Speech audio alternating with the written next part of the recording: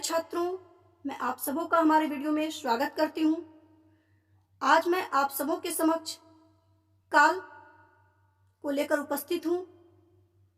पिछले वीडियो में मैंने काल एवं काल के भेदों के बारे में बताया था और आज मैं इस वीडियो में काल के भेदों के जैसे वर्तमान काल, भूतकाल, भविष्य काल के भेद के बारे में बताऊंगी। तो आशा करती हूँ कि आप ध्यानपूर्वक सुनेंगे एवं समझने का प्रयास करेंगे।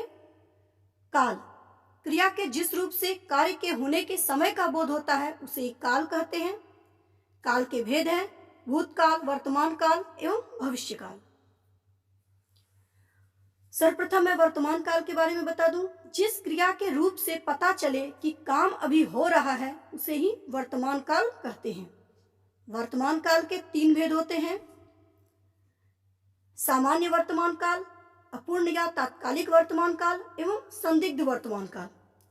यहाँ पर एक चित्र के माध्यम से मैं वर्तमान काल के तीनों भेद के बारे में बताने का प्रयास की हूँ। आप सब ध्यानपूर्वक इसे देखेंगे। तो सामान्य वर्तमान काल क्रिया का वह रूप जिससे काम के वर्तमान समय में सामान्यता होने का बोध हो उसे सामान्य वर्तमान काल कहा जाता है।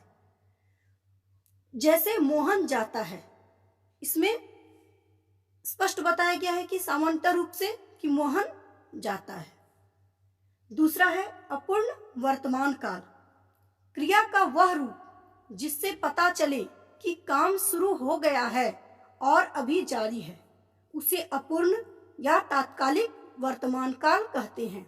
जैसे मोहन जा रहा है, इसमें मोहन जाने का काम शुरू कर चुका है परंतु वह अभी चल रहा है, तत्काल में वो जा ही रहा है, इसलिए इसे हम अपूर्ण वर्तमान काल कहेंगे। तीसरा है संदिग्ध वर्तमान काल, क्रिया का वह रूप जिससे मालूम होता है कि क्रिया वर्तमान में हो रही है किंतु होने में संदेह हो उसे संदिग्ध वर्तमान काल कहते हैं। जैसे मोहन जाता होगा।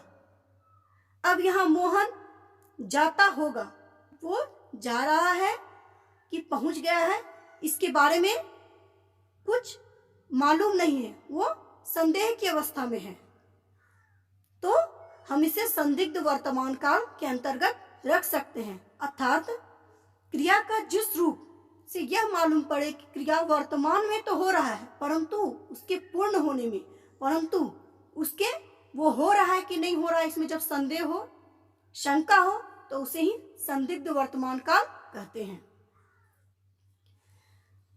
भूतकाल क्रिया के जिस रूप से यह पता चले कि काम बीते हुए समय में पूरा हो गया है उसे भूतकाल की क्रिया कहते हैं। भूतकाल की क्रिया के 6 भेद हैं: सामान्य भूत, आसन्न भूत, पूर्ण भूत, अपूर्ण भूत, संदिग्ध भूत एवं हेतु मदभूत। आइए विस्तार पूर्वक इनका अध्ययन करें। सामान्य भूत क्रिया के जिस रूप से यह मालूम हो कि काम बीते हुए समय में सामान्यता हो गया है उसे सामान्य भूत कहते हैं। जैसे मोहन ने सांप देखा, इसमें सामान्य सी बात है कि मोहन ने सांप देखा। तो दूसरा है आसन्न भूत, क्रिया के जिस रूप से यह ज्ञात हो कि काम अभी पूरा हुआ है तो उसे आसन्न भूत कहते हैं। अर्थात जिससे ये पता चल जाए कि काम अभी कुछ ही क्षणों पूर्व पूरा हुआ है। जैसे मोहन ने अभी सांप देखा, जैसे मोहन ने अभी तुरंत सांप को देखा है, तो इसे ही आसन्न भूत कहते हैं। पूर्ण भूत क्रिया के जिस रूप से यह ज्ञात हो कि काम बहुत पहले ही पूरा हो चुका था उसे पूर्ण भूत कहते हैं। जिसमें यह स्पष्ट ज्ञात हो जाए कि काम बहुत पहले ही ये पूरा हो चुका है। जैसे मोहन ने सांप देखा था, इसमें मोहन ने सांप बहुत पहले ही देख लिया था, इसे ही पूर्ण भूत क्रिया कहते हैं। पुनः अपूर्ण भूत है क्रिया के जिस रूप से क्रिया का भूतकाल में होना पाया जाए लेकिन पूर्ण हुआ या नहीं यह ज्ञात न हो उसे अपूर्णभूत क्रिया कहते हैं। जैसे मोहन सांप देख रहा था। अब यहाँ मोहन वर्तमान में, ये भूतकाल में सांप देख रहा था।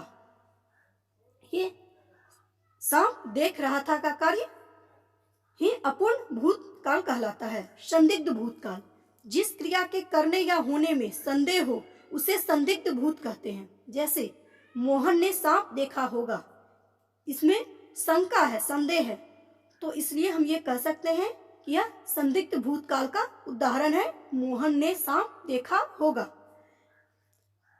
हेतु हेतु मदभूत, क्रिया के जिस रूप से कार्य के भूतकाल में होने या किए जाने में शर्त पाई जाए उसे हेतु हेतु मदभूत कहते हैं। जैसे यदि सांप देखता तो चला जाता। छात्रों, इसे ध्यानपूर्वक समझेंगे। क्रिया के जिस रूप में कार्य के भूतकाल में होने या किए जाने में शर्त पाई जाए तो उसे ही हेतु हेतु मदभूत कहते हैं। जैसे यदि सांप देखता तो चला जाता, यानी यदि वह सांप देखता तो चला जाता। ये हेतु हेतु मदभूत के उदाहरण हैं। तीसरा है भविष्यकाल, क्रिया के जिस रूप से किसी काम का आने वाले समय में होना ज्ञात हो उसे भविष्यकाल कहते हैं। भविष्यकाल के दो भेद हैं, सामान्य भविष्यकाल एवं संभाव्य भविष्यकाल। उपरोक्त चित्रों के माध्यम से भी इसे आप समझने का प्रयास करेंगे। सामान्य भविष्यकाल एवं संभाव्य भविष्यकाल। सामान्य भविष्यकाल, क्रिया के जिस रूप से काम का सामान्य रूप से भविष्य में किया जाना या होना पाया जाए उसे सामान्य भविष्यकाल कहते हैं। जैसे मोहन जाएगा, यहाँ मोहन जाएगा भविष्य के ऊपर है कि वो सामान्य रूप से मोहन जाएगा। बस क्रिया के जिस रूप में काम का सामान्य रूप से भविष्य में किया जाना या होना पाया जाए, ये भविष्य में होगा, उसे ही सामान्य भविष्यकाल कहते हैं। अगला है संभाव्य भविष्यकाल, क्रिया का वह रूप जिससे काम के भविष्य में होने या किए जाने की संभावना है पर निश्चय नहीं है, उसे ही संभाव्य भविष्यकाल कहते हैं। जैसे मोहन दिल्ली जाए। अब यहाँ पर मोहन दिल्ली जाएगा, पर वो कब जाएगा, जाएगा नहीं जाएगा, कुछ भी संभव नहीं है। इसमें संभावना है कि वो जाएगा या नहीं, तो इसे ही संभाव्य भविष्यकाल का उदाहरण समझेंगे। अर्थात क्रिया का वह रूप जिससे काम के भविष्य में होने या किए जाने की संभावना है पर कोई निश्चय नहीं है, उसे ही संभाव्य भविष्यकाल कहते हैं। तो छात्रों, आज आप सबों ने काल के भाग 2 में उनके भेदों के बारे में जाना। जैसे वर्तमान काल के भेद, भविष्यकाल के भेद एवं भूतकाल के भेदों के बारे में जाना। तो मैं आप सबों के इस पाठ की पुनरावृत्ति हेतु कुछ प्रश्न दे रही हूँ, जिसे आप हल करने के पश्चात इसे और सही रूप में समझ सकेंगे। तो पहला प्रश्न है, वर्तमान काल किसे कहते हैं एवं इसके भेदों का वर्णन करें। दूसरा प्रश्न है, भूतकाल किसे कहते हैं एवं इसके भेदों का वर्णन करें। एवं तीसरा है, भविष्यकाल किसे कहते हैं एवं इसके भेदों का वर्णन करें। इन प्रश्नों का हल करने का प्रयास करेंगे। और छात्रों, आज के लिए बस इतना ही। धन्यवाद।